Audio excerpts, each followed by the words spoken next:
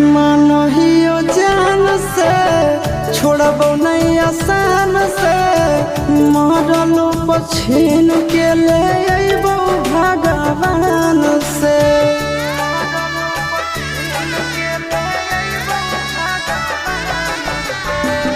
मानहियो जान से छोड़बो नहीं आसान से मरलो पछीन के ले अइबो भगवान से।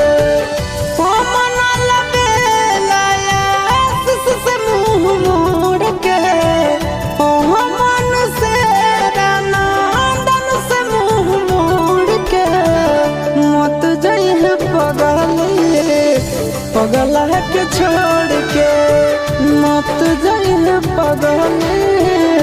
पगला के छोड़ के।